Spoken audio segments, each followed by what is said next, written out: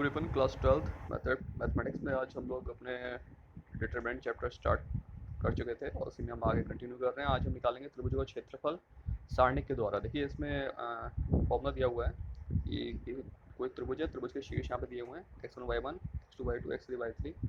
तो जब ये आपको शीर्ष पता हो उस केस में आप सीधे सीधे ये फॉर्मूला अप्लाई करके आप त्रिभुज का क्षेत्रफल निकाल सकते हैं। Delta is equal to 1/2 x1 x2 x3 first column में, y1 y2 y3 second column में एंड 1 1 1 थर्ड कॉलम में। सीधे अप्लाई करिए इसको और डिटरमिनेंट को सॉल्व कीजिए, आपको त्रिभुज का क्षेत्रफल मिल जाएगा। आगे चलते हैं। अगर तीन बिंदु संरेख होंगे तो उसका कंडीशन ये है। तीन बिंदु संरेख, संरेख मतलब एक ही लाइन में, तो एक ही लाइन में होंगे तो अगर आपको पता है कि त्रिभुज के भी तीन बिंदु बनते हैं, त्रिभुज के लिए भी। और अगर तीन बिंदु संरेख होंगे तो उससे बनने वाले त्रिभुज का क्षेत्रफल क्या होता है? शून्य होता है। तो आप अगर आपसे यहाँ पे किसी क्वेश्चन पूछा जाता है कि सिद्ध करिए कि तीन बिंदु संरेख हैं, तो आप क्या करिए, उन तीनों बिंदु के कोऑर्डिनेट्स देख लीजिए, उन कोऑर्डिनेट्स को त्रिभुज के फॉर्मूले में लगाइए और अगर उनकी वैल्यू जीरो आ जाती है तो आपका बिंदु क्या होंगे? संरेख होंगे। तो ये कंडीशन है संरेख होने की। यहाँ पे आप 1/2 को छोड़ भी सकते हैं कि 1/2 उधर जाके जीरो हो जाएगा, तो आप सीधे इस फॉर्मूले को अप्लाई कर सकते हैं।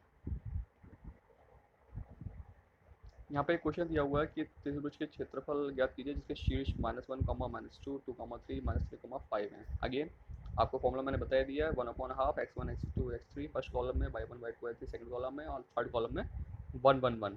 अप्लाई कीजिए, कैलकुलेट कीजिए। इन्होंने यहाँ पे पहले वो प्रोसेसिंग कर रखी है, थोड़ा से चेंजेस किए हैं, मतलब रो ऑपरेशंस लगाए हैं। R1 में R2 में से R1 घटा दिया। जो R1 है रो 1, इसमें से R2 में से R1 को घटा दिया है। तो ये आप कर सकते हैं। इससे थोड़े जीरोस यहाँ पे जनरेट हो जाएंगे। जीरो जनरेट होने से आपको सॉल्व करना आसान होता है। नॉर्मली अगर नहीं भी है, क्योंकि यहाँ पे मैट्रिक्स नंबर्स में है, इजी नंबर्स हैं, उसे आप सॉल्व करके तब भी आप सॉल्व करके आंसर ला सकते हैं। तो 31/2। आव्यूह का सहखंडज, एडजॉइंट ऑफ मैट्रिक्स कैसे निकालते हैं? देखिए एडजॉइंट ऑफ मैट्रिक्स के लिए ध्यान रखिए, किसी वर्ग का आव्यूह, किसी वर्ग आव्यूह ए के अवयवों के संगत सहखंडों से बने आव्यूह के परिवर्त आव्यूह को आव्यूह ए का सहखंडज आव्यूह कहते हैं तथा इसे एडजॉइंट ए से निरूपित करते हैं। Adjoint a is equal to जो आपका मेन वर्ग आव्यूह है उसके संगत सहखंड से बने आव्यूह ए आई जे का ट्रांसपोज कर दीजिए, तो आपको क्या मिल जाएगा? एडजॉइंट ऑफ अ मैट्रिक्स, सहखंडज आव्यूह मिल जाएगा। इसको कैसे करते हैं अभी एग्जाम्पल के थ्रू समझ लेते हैं। देखिए कोई आव्यूह दिया हुआ है, इस आव्यूह का हमें सेकंडज आव्यूह निकालना है, adjoint of a matrix adjoint A निकालना है। तो उसके लिए क्या करें, पहले संगत संगत सेकंड निकाल लेते हैं। संगत सेकंड निकालने का तरीका क्या है? पहले a11 निकालना है। a11 के लिए फॉर्मूला क्या है? -1 की पावर 1 + 1। 1 + 1 की 1 क्यों किया? क्योंकि इसका एड्रेस क्या है 1, इसका एड्रेस क्या है 1 1 a11, इसलिए 1 + 1 किया हुआ है ऊपर पावर में। तो -1 की पावर हमेशा इसके एड्रेस का सम होगा। और साथ में नंबर कौन सा आएगा? जैसे अगर आप a11 के निकालना है, इसके लिए निकालना है, तो इसके मतलब देखिए जो संगत संगत सेकंड बने उसमें 4 आएगा, तो 4 आ जाएगा यहाँ पे। ऐसे ही जब आप नेक्स्ट A12 के लिए जा रहे हैं, देखिए A12 के लिए, A12 के लिए जब जाएंगे तो A12 के लिए किसके लिए? इस 2 के लिए जाएंगे, तो इसके लिए कौन आ जाएगा? 3 आ जाएगा साइड में। यहाँ पे देखिए 3 आ गया और -1 की पावर 1 + 2, तो इस तरह से आ गया -3। ऐसे ही A21 निकालेंगे, ऐसे ही A22 निकालेंगे। जब ये A1 A11 A12 A21 और A22 आ जाएंगे, उनको यहाँ मैट्रिक्स में रखेंगे और उसका ले लेंगे आप ट्रांसपोज लगाएंगे ऊपर।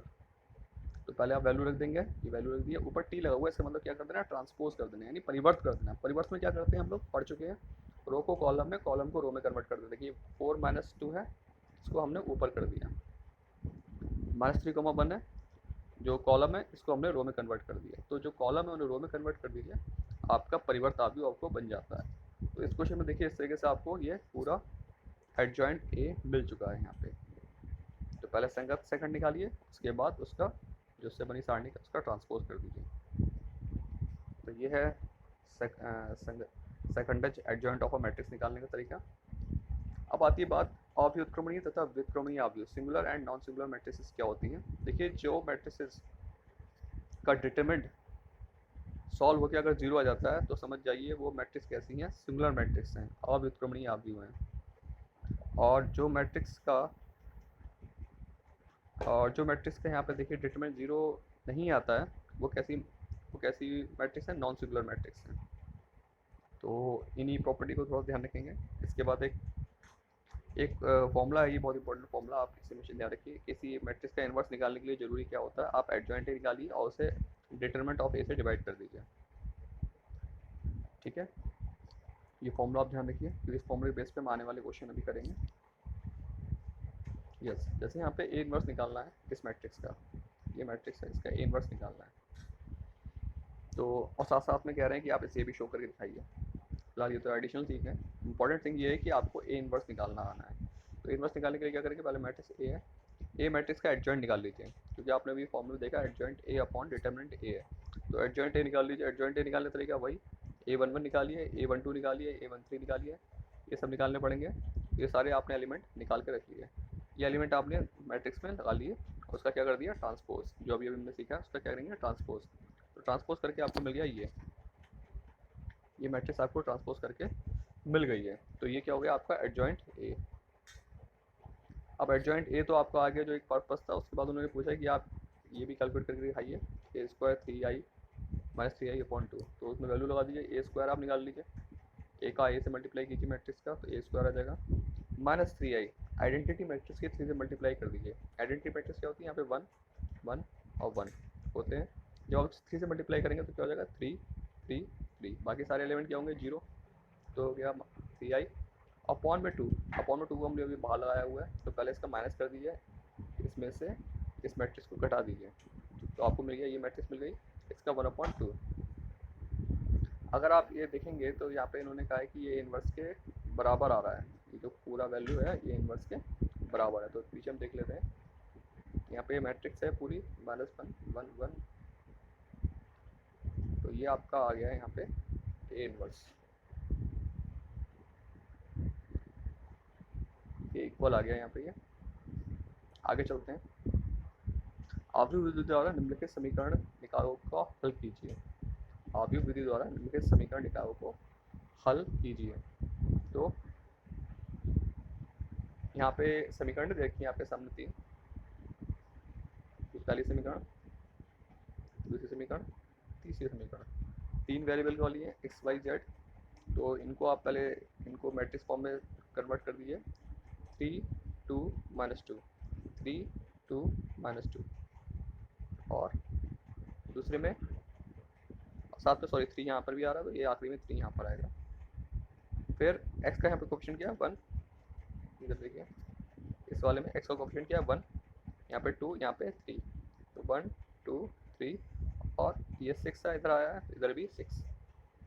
ओके, सिमिलरली थर्ड के साथ भी ऐसे करेंगे, तो यहाँ पे आपको ये मैट्रिक्स फॉर्म तैयार हो गया इक्वेशन का, एक्स वाई जेड एक कॉलम लगा देंगे लास्ट में। अब मैट्रिक्स में जो ए पार्ट है इसका, ये ए, और ये कहलाएगा एक्स पार्ट, ये आपने मान लिया बी पार्ट। अब ए का आपने क्या कर दिया, पहले मॉड निकाल के देखा, a is not equal to 0 आ रहा है, यानी इसका आप इन्वर्स मैट्रिक्स निकाल सकते हैं। तो इन्वर्स मैट्रिक्स निकालने की प्रोसेस स्टार्ट कर दी, देखिए A11 A12 A13 निकालना है, ये सब मैट्रिक्स उन्होंने एलिमेंट्स जो हैं सेकंड निकालना है उसके, और उसके बाद इन्होंने वो एडजॉइंट निकालने की प्रोसेस कर दी। यहाँ पे एडजॉइंट निकल के आ गया, ट्रांसपोज किया, ये आ गया, तो आपको एडजॉइंट ए की वैल्यू मिल गई है ये, और मॉड ए की वैल्यू यहाँ पे अपने अलग से कैलकुलेट कर ली, 35 आती है, तो आपने पूरी मैट्रिक्स को 35 से डिवाइड कर दिया यहाँ पे, तो ये आपका आ गया ए इन्वर्स की पूरी वैल्यू आ गई ये। अब जो ए एक्स इज टू बी था इक्वेशन फॉर्म, तो एक्स इज टू क्या हो जाएगा ए इन्वर्स बी, एक्स क्या था x Y Z, A inverse की वैल्यू आपने निकाल ली है, ये रख दी आपने पूरी, और बी आपका क्या था 362, ये 362 आ गया बी में। अब इस पार्ट को पूरा सॉल्व करना है, यानी दो मैट्रिक्स की दो दो डिटरमिनेंट की यहाँ पे क्या हो रही है, दो मैट्रिक्स की क्या हो रही है, मल्टीप्लाई हो रही है यहाँ पे, तो इन मैट्रिक्स की मल्टीप्लाई कर लीजिए आप, यहाँ पे मल्टीप्लाई करना आपको आता है, उसके बाद उसे डिवाइड कर दिया, तो आपको यहाँ पे क्या मिल गया 1 1 1 आ गया। तो ये एक्स की वैल्यू यहाँ पे 1 है, वाई की वैल्यू 1 है, और जेड की वैल्यू भी 1 है। इस तरीके से डिटरमिनेंट की हेल्प से हम लोग क्या करते हैं, क्वेश्चंस को सॉल्व कर लेते हैं। यस, ये एक मेथड है, इसको आपको ध्यान रखना है। तो इस तरीके से यहाँ पर डिटरमिनेंट के हमने अपने सारे एप्लीकेशंस अभी तक पढ़ लिए हैं, आप इनको अच्छे से प्रैक्टिस कीजिए टेक्स्ट बुक से क्वेश्चन करके, और इनको ध्यान रखिए। फिर मिलते हैं आप लोग से नेक्स्ट वीडियो में, तब तक के लिए धन्यवाद।